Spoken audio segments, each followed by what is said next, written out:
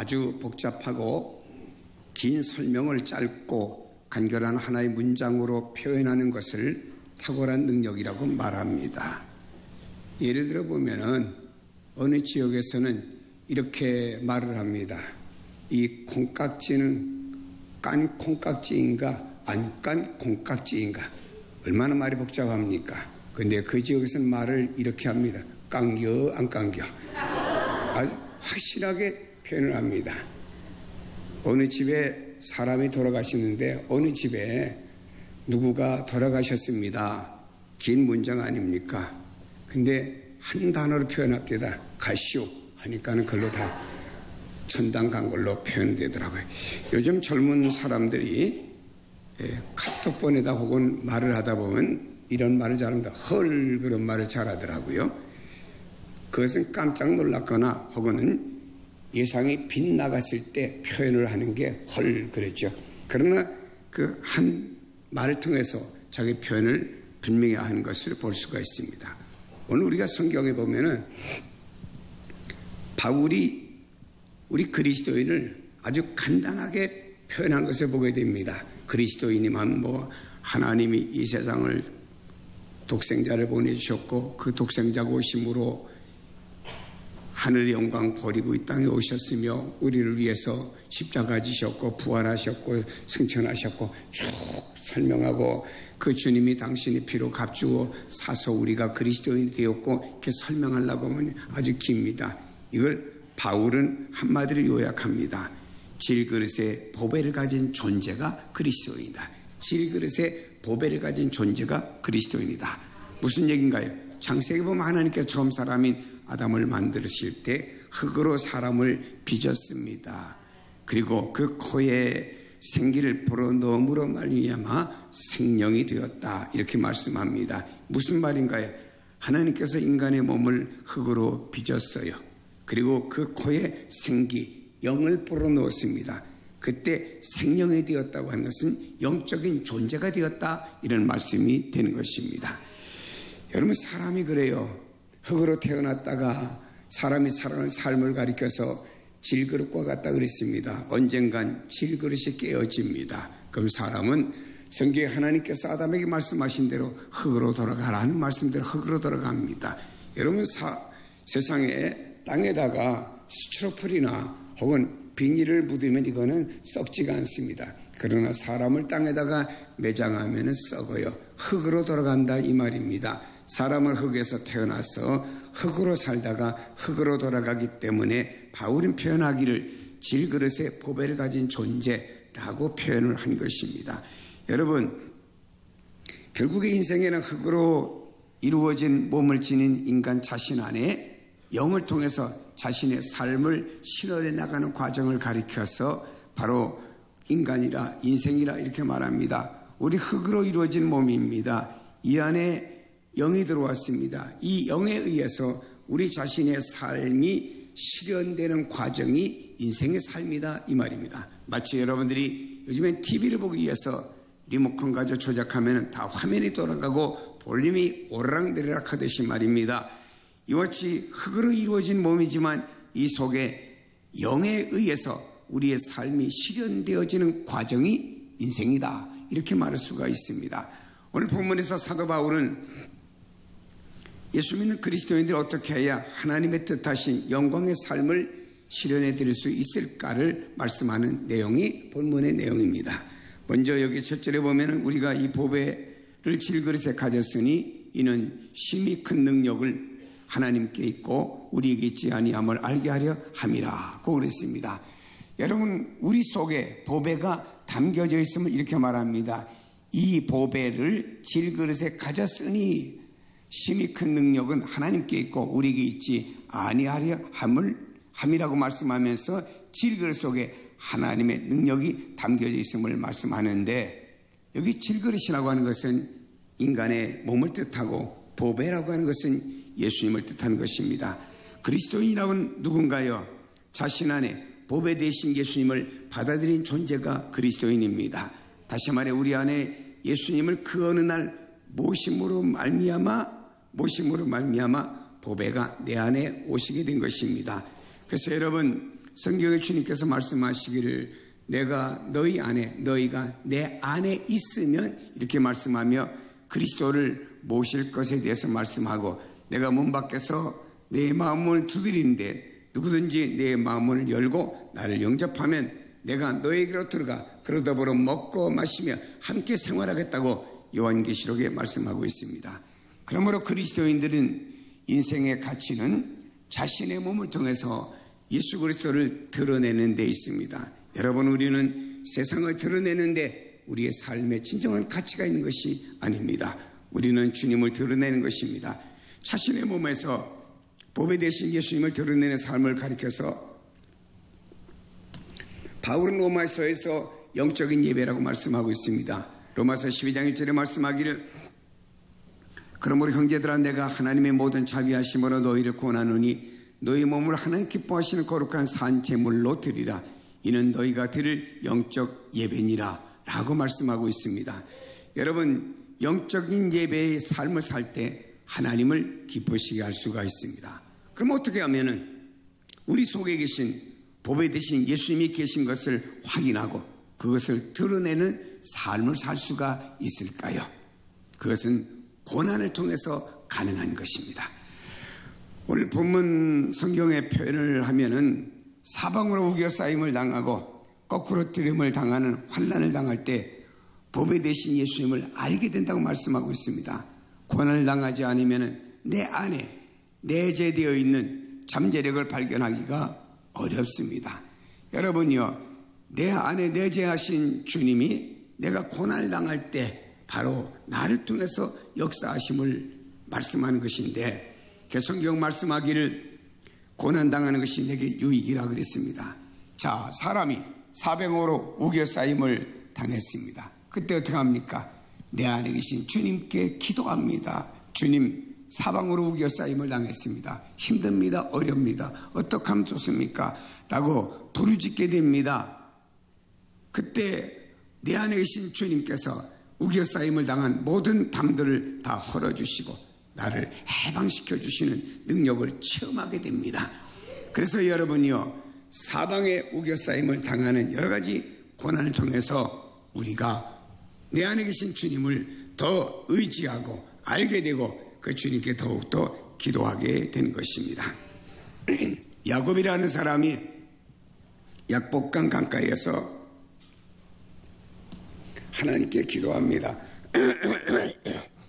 죄송합니다. 목감기가 좀 심해가지고 어려워서 오늘 부목사님께 설교 부탁할까 하다가 그래도 담임이 하는 게 낫겠다 해서 섰으니까 좀 시원치 않아도 잘 말씀 은혜 받으시기를 바랍니다.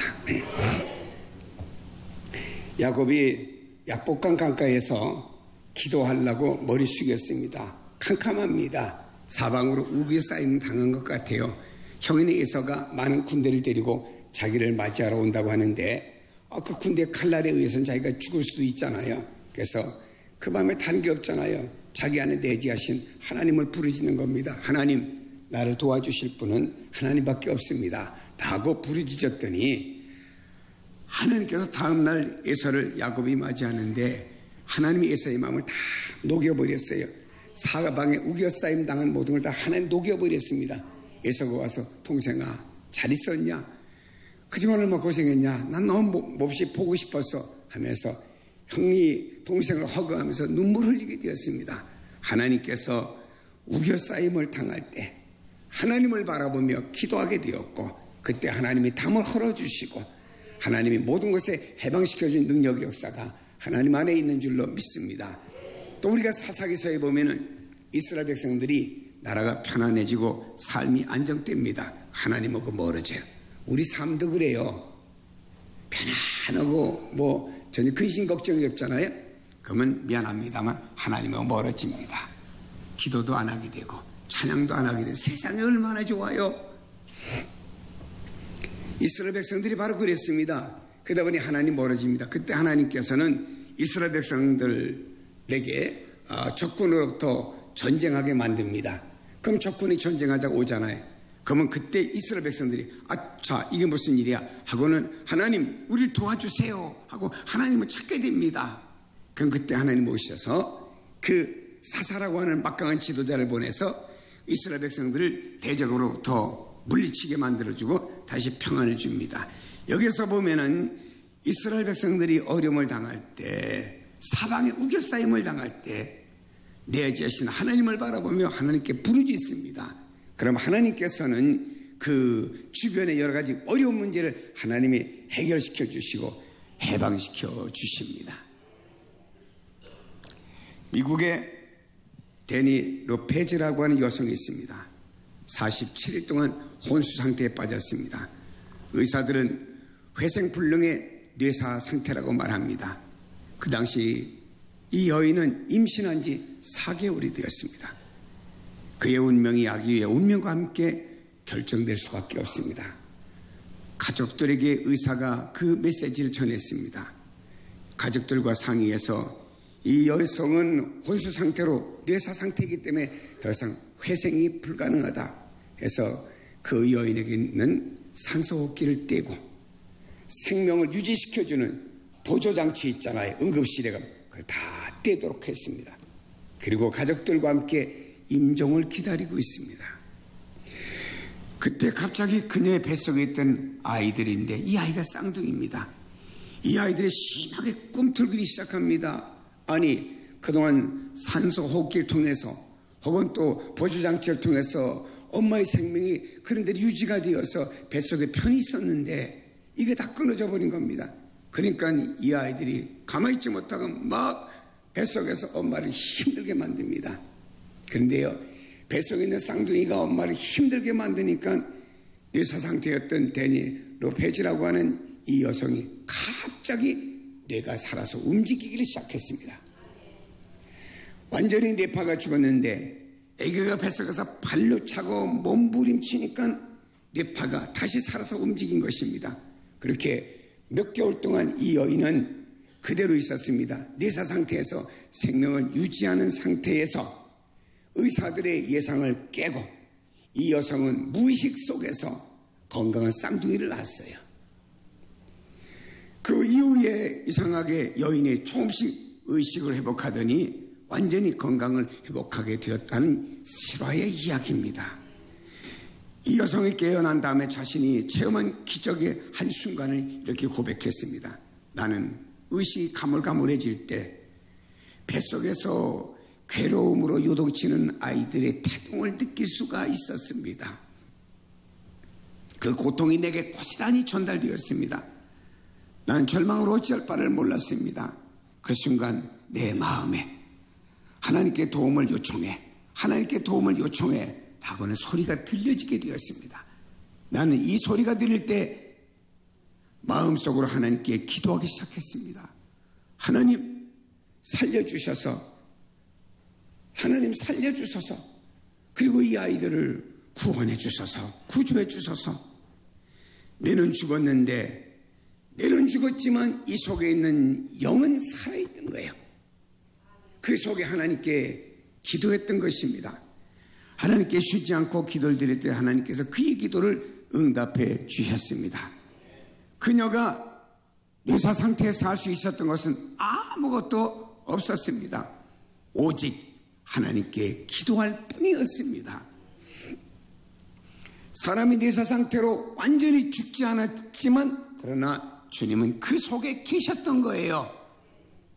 그 주님께 이 여성은 계속 기도한 것입니다. 오직 하나님께 기도할 것밖에 없잖아요. 죽은 여성인데. 기도가 능력이고 기도가 축복인 줄로 믿습니다. 그런데 하나님이 그의 기도를 응답해 주셔서 아기도 순산했고 자신도 살아나게 되었으면 참 놀라운 일이죠. 우리가 견딜 수 없는 고통과 어려움 속에서 우리 속에 계신 주님을 의지할 때 하나님의 생명과 은혜를 체험할 수 있는 성도가 될 줄로 믿습니다. 우리 믿는 자, 질그릇 같은 믿는 자 속에 예수 그리스도 보배가 담겨져 있습니다. 이걸 아시고 느끼고 내가 비록 질그릇이지만 내 속에 보배 되신 예수가 담겨져 있다고 하는 것을 알고 믿는 것이 우리에게 참으로 중요한 거예요. 이 여인이 말하기를 사람이 뇌사 상태에 있어도 영혼은 살아있었다라고 말했습니다. 의학적으로 완전히 뇌가 죽었는데 뇌파가 없음에도 불구하고 어린아이가 뱃속에서 꿈틀댈 때마다 무의식 속에서 하나님, 나와 어린아이를 살려주세요 부르짖고 기도한 것입니다. 성경에 보면 요나라고 하는 사람이 물고기 뱃속에 있었습니다. 숨을 쉴 수가 있습니까? 산소도 없는데 그런 상황 속에서 하나님께 부르짖었습니다. 그랬더니 하나님께서 그 기도를 받으시고 요나를 니느웨 해변에다가 물고기가 토해놓도록 만든 거예요. 이런 고통을 겪어본 사람은 요새 상태에서 하나님께 기도를 드리고 응답해 주신다고 하는 것을 알 수가 없습니다. 사랑하는 여러분, 어둠이 있어봐야 빛이 있는 것을 알 수가 있고 죽음이 있어봐야 생명이 있는 것을 알 수가 있습니다. 그러므로 우리가 사방으로 우겨싸임을 당하고 거꾸러지는 절망을 당해봐야 그것에서 해방시켜 주시는 주님이 계신다는 사실을 알 수가 있습니다. 답답한 일을 당해 죽을 지경일 때 주님을 발견하세요. 답답합니다. 힘듭니다. 사방이 꽉 막혔습니다. 그때 주님, 그래도 주님은 내 안에 한번 오셔서 나를 떠나지 않고 내 안에 계시지요 하고 그 주님을 발견하세요. 그 주님을 의지하세요. 그때 그 주님이 여러분 속에서 보배 되신 예수님이 영광을 드러나도록 역사할 줄로 믿습니다. 환난이야말로 질그릇이 깨어지고 안에 있는 보배를 드러낼 수 있게 하는 유일한 길인 줄로 믿습니다. 여러분, 마리아가 향료병을 깨서 예수님에게 부었을 때 온 집안이 향내가 가득했다고 말씀하고 있습니다. 중요한 것은 내가 깨어져야 됩니다. 그때 내 안에 계신 주님이 역사할 수가 있어요. 여러분, 시편 91편 14절에 말씀합니다.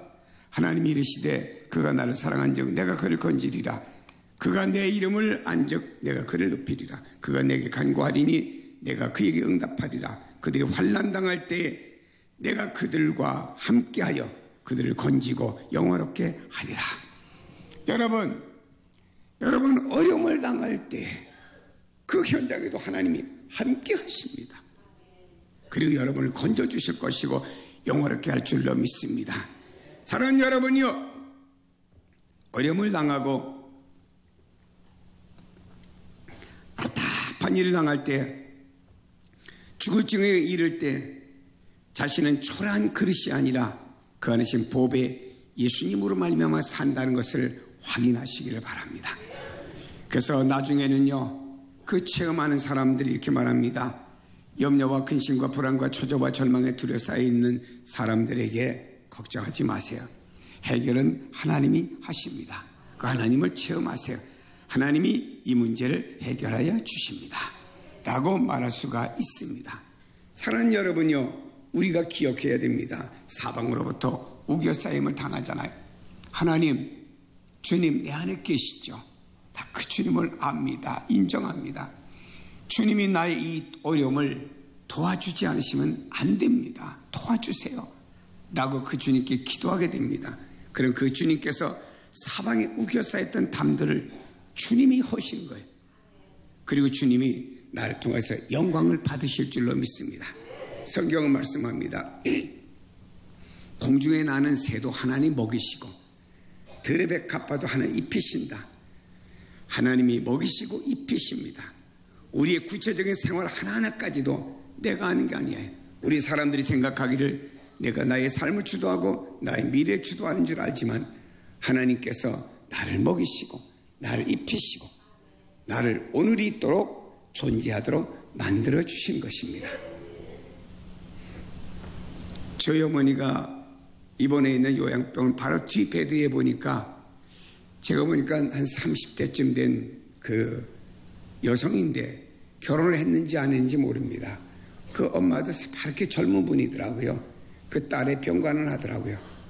내 딸이 어디가 아픈지 자기 몸을 전혀 가누지 못합니다. 엄마가 음식을 떠내주니까 다 흘러나와요.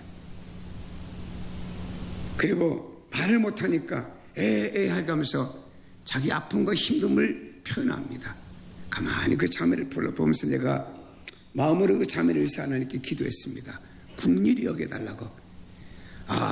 30대도 그렇게 쓰러져가지고 그럽니다. 여러분 몸의 혈관이 한번 돌아오는데 지구를 한 바퀴 도는 것과 같다고 말합니다. 그런 혈관이 여러분 속에서 돌고 있고 여러분을 움직일 수 있고 이 자리에 나올 수 있고 다 하나님 은혜 아닙니까? 그러다가 인생에 뭔가 막힐 때가 있잖아요. 자녀 문제든지 경제 문제든지 직장 문제든지 건강 문제든지 무엇이 막힐 때가 있으면은 막혔다 하지 마시고 내 안에 계신 보배로우신 주님이시여 이렇게 내 안에 어려운 담이 있고 막힌 것들이 있습니다. 어이하면 좋습니까? 라고 그 주님께 우리는 기도를 드리는 겁니다. 그때 내 안에 계신 주님께서 그때 역사하시면 막힌 것을 뚫어주시고 담들을 흘러주시고 그 다음에 나는 하나님 이렇게 내게 도와주셨네요. 하나님 일하셨네요. 감사하는 그날이 있을 줄로 믿습니다. 사랑하는 여러분이요, 예수님의 죽음을 짊어지셨듯이 예수님은 죽음을 짊어지신 것처럼 우리는 순종의 삶을 살아야 됩니다. 우리가 환난을 당하고 거꾸로 디림을 당하는 과정에서 오늘 우리는 10절에 이렇게 표현을 하고 있습니다. 우리가 항상 예수의 죽음을 몸에 짊어짐은 예수의 생명이 또한 우리 몸에 나타나게 하려 함이라 그랬습니다. 놀라운 말씀입니다. 무슨 말씀인가요? 우리가 예수의 죽음을 몸에 짊어지고 다닌다고 표현했습니다. 이건 뭔가요? 예수의 죽음이 나의 죽음이시고 예수의 십자가가 나의 십자가고 예수의 무덤이 나의 무덤이고 예수의 부활이 나의 부활입니다. 그러면 예수님께서 이렇게 하셨듯이 내가 다니지만 내 안에 예수님의 십자가가 있고 내 안에 예수님의 부활이 있는 겁니다. 그래서 우리는 이런 사람을 가리켜 누구라고 보니까 예수의 죽음을 몸에 짊어지고 다니는 사람이라고 표현을 한 거예요. 여러분, 내가 예수를 믿는 순간에 예수님과 내가 하나가 되었습니다. 우리는 성찬식을 거행할 때 떡을 먹고 포도즙을 마십니다. 그때마다 우리는 예수님과 내가 하나라고 하는 것을 느끼는 거예요. 여러분이 애써 부정하려고 하지 마세요. 우리는 질그릇들이고 질그릇 안에 있는 예수를 믿는 여러분 안에는 예수님이 계십니다. 우리는 날마다 예수님의 죽음을 몸에 짊어지고 어디 가든지 다니는 사람들이라 이 말입니다. 우리의 신앙생활은 예수의 생명적으로 하나 되는 관계에서 이루어지는 겁니다. 신앙이 뭐예요? 예수와 내가 하나가 되었다고 하는 거예요. 이 관계성 속에서 신앙이 이루어지는 겁니다. 다시 말해 예수님의 죽으심은 하나님의 뜻대로 죽으신 것입니다. 그러나 예수님의 죽으심을 내가 짊어진다고 표현했잖아요. 예수님의 십자가를 내가 짊어진다라고 하는 것은 바로 이것입니다. 이제까지 자신과 세상을 앞세우며 살아온 모든 삶을 버리고 뒤의 것을 잊어버리고 하나님의 뜻에 순종하는 것을 말합니다. 여러분요, 우리는요, 예수의 죽으심을 짊어지는 것은 예수님이 우리의 죄 때문에 죽으셨잖아요. 그 예수님의 죽음을 짊어졌다고 하는 것은 내 삶의 적용이 뭔가요? 이제까지 자신과 세상을 앞세우며 살았어요. 이 모든 것을 버리고 죽이는 것입니다. 그리고 나서 우리는 하나님의 뜻에 순종해야 되는데 하나님의 뜻에 순종한다고 해서 하나님께서 즐거우신 나를 만드시고 내 안에 보배로우신 예수를 담아주셨습니다. 그 다음에 하나님이 나를 향하신 하나님의 계획이 있고 하나님의 목적이 있습니다. 그걸 이루어드리는 삶을 살아야 돼요. 여러분 안에 있는 보배되신 예수님, 그분을 의지하고 죄를 이기고 세상을 이기고 사망을 이기고 하나님의 영광을 드러냅시다. 날마다 내 자신 안에 있는 보배되신 예수가 계신다는 사실을 알고 믿으세요. 나는 날마다 깨어지고 부서지고 하나님 앞에 예수님이 죽기까지 순종한 것처럼 순종하게 될 때 내 안에 주님처럼 죄와 사망을 이기는 사람들이 될 것입니다. 그리고 내가 깨어짐으로 내 안에 주님이 드러날 것이고 내 삶은 주님의 삶이 될 것입니다. 사랑하는 여러분의 이 복음을 여러분도 믿으시고 다른 사람에게 이 생명의 복음을 전할 수 있는 성도가 되기를 축복합니다.